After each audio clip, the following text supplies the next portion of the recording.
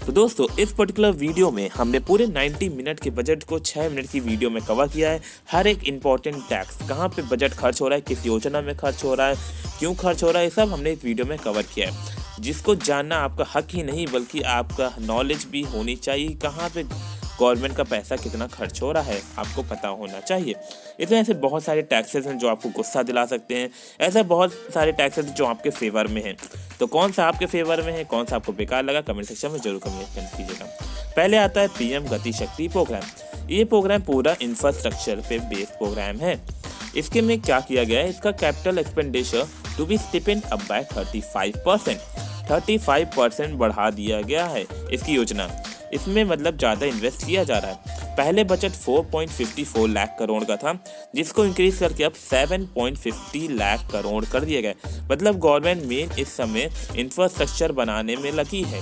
ठीक, इसे 7 engine of growth के नाम से भी जाना जाता है। अब ये 7 इंजन ऑफ ग्रोथ क्या चीज़ है, इसमें 7 चीज़ें क्या हैं? तो सबसे पहले हमारा आता है, जैसे पहले 7 अजूबे होते थे ना, वैसे ही पहले आता है रोड, सेकंड पे आता है railway, third consist of airports, fourth metro, 5 mass transport, 6 waterways and 7th is the logistic infrastructure. 7वें नंबर पे लॉजिस्टिक इंफ्रास्ट्रक्चर है। ठीक, नेक्स्ट आता है टैक्स। तो ये मीम देख के तो आपको पता ही चल गया होगा टैक्स का क्या हाल चल रहा है क्रिप्टो में। ये क्रिप्टो की लीगलिटी से रिलेटेड जो टैक्स आता है, इसमें आप ये अंदाजा लगा सकते हैं, हो सकता है क्रिप्टो को लीगल कर दिया जाए, क्योंकि अब क्रिप्टो पे भी टैक्स लगने वाला है। लेकिन ये जितने लोग क्रिप्टो करेंसी से खेलते हैं उनके लिए बहुत बुरी खबर रहेगी। वो सब इस टैक्स रिलेटेड बहुत गुस्से में हैं। चलिए जान लेते हैं इस टैक्स के बारे में। Income generated from transfer of any virtual asset will be tax at 30%। मतलब आप वर्चुअल एसेट से रिलेटेड कोई भी इनकम जनरेट करते हैं तो हर एक प्रॉफिट पे आपको 30% टैक्स चार्ज किया जाएगा। ये याद रखिए, वो शेयर्स हो सकते हैं, क्रिप्टो हो सकता है, कुछ भी हो सकता है। उस पर अगर आप वर्चुअल एसेट हैं, कोई भी वर्चुअल एसेट्स हैं, तो उस पर 30% लिया जाएगा। नो डिटेक्शन और ऑफसेट्स अलाउड। किसी तरह की कोई मनाही नहीं चलेगी कि मैं लॉस कवर कर रहा था, अभी मैं लॉस में हूँ, ये सब नहीं माना जाएगा। एक नई खबर इसमें निकलती आती है कि डिजिटल रुपी हो सकता है, आरबीआई का डिजिटल रुपी भी अब एसेट्स के फॉर्म में हम लोग को अवेलेबल मिल जाए 2023 तक। अब वो कैसा होगा, क्या होगा, इसके बारे में कोई इन्फॉर्मेशन नहीं है, लेकिन एक अंदाजा दे दिया गया है। नेक्स्ट हमारी योजना आती है हर घर नल योजना। इसमें प्रधानमंत्री हर घर में नल लगवाना चाहते हैं, जिसमें 8.7 करोड़ का टारगेट है कि इतने लोगों तक लगाया जाएगा, इतने घरों में, जिसमें से 5.5 crore house holds already achieve कर लिए गए हैं। इस योजना में कुल जो पैसा खर्च होने वाला है वो अप्रॉक्स 6 लाख करोड़ तक है। 6 लाख करोड़ रुपए में ये लगेगा। लेकिन ये बहुत ज़रूरी है क्योंकि पानी की कितनी समस्या है वो आप सब अच्छे से जानते हैं। अब हम जान लेते हैं कुछ करंट रैंक ऑफ इंडिया, जिससे आपको प्राउड भी फील होगा, लेकिन थोड़ा डिप्रेस भी होगा कि यार हम लोग की रैंक इतनी है। इसमें बिजनेस करने के मामले में 63 आउट ऑफ 190, जो कि बहुत अच्छी रैंक कंसिडर किया जाता है।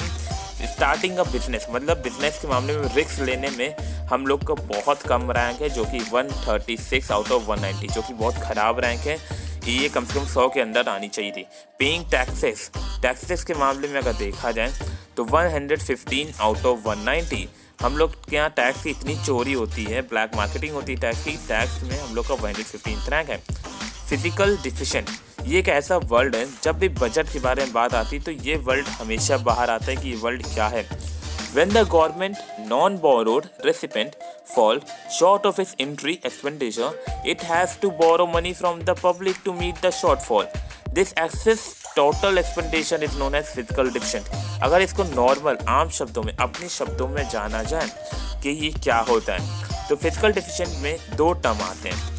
पहला रेवेन्यू, दूसरा आता है स्पेंडिंग। ये आप रेवेन्यू मतलब कमा कितना रहे, खर्च कितना रहे। फॉर एग्जाम्पल, आप 100 रुपये कमा रहे हैं और आप खर्च 106 रुपये कर रहे हैं, तो ये जो 6 रुपये आप खर्च करेंगे, इसको लिए आपको लोन लेना पड़ेगा। तो इसको कहते हैं फिजिकल डिफिशिएंट। गवर्नमेंट का अगर देखा जाए करंटली, अगर वो 100 रुपये कमा रही है और तो उसका खर्चा 106 रुपये 48 पैसा है, जिसमें 6.48 हमारा फिजिकल डिफिशिएंट है। मतलब गवर्नमेंट लोन ले रही है कहीं से भी, दूसरे देश से या कहीं से भी। नेक्स्ट आता है ट्रांसपोर्ट पे कितना खर्चा इस साल किया जाएगा। तो ट्रांसपोर्ट में आप ग्राफ देख के ही देख सकते हैं कि इक्वली है, जितना पिछले साल था उतना इस साल है। पिछले साल 2 लाख करोड़ था, इस साल इसको बढ़ा के 3.5 लाख करोड़ कर दिया गया है।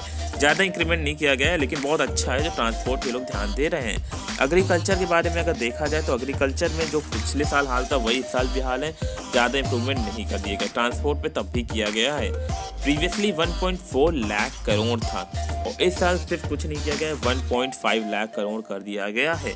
एक तसल्ली दे दी गई है बस एग्रीकल्चर से रिलेटेड। एजुकेशन जो हर एक कंट्री का मेन होना चाहिए, एजुकेशन और बिजनेस हर एक कंट्री का मेन होता है।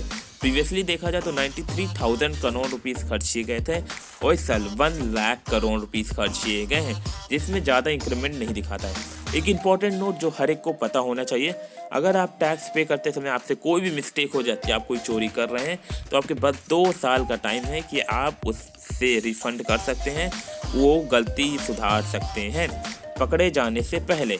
2 साल के अंदर आपके अंदर कोई कार्रवाई नहीं होगी, लेकिन अगर आप पकड़े जाते हैं तो कार्रवाई हो सकती है। ऐसी और इन्फॉर्मेशन के लिए, ऐसी और नॉलेज के लिए हमारे चैनल को सब्सक्राइब कर लीजिए, बेल आइकन जरूर दबा लीजिए। चलिए अब मिलते हैं नेक्स्ट वीडियो में। ये बजट हर एक स्टूडेंट को पता चलनी चाहिए, हर एक इंडियन को पता होनी चाहिए, इसलिए वीडियो को शेयर कीजिए अपने सारे दोस्तों में। Good bye.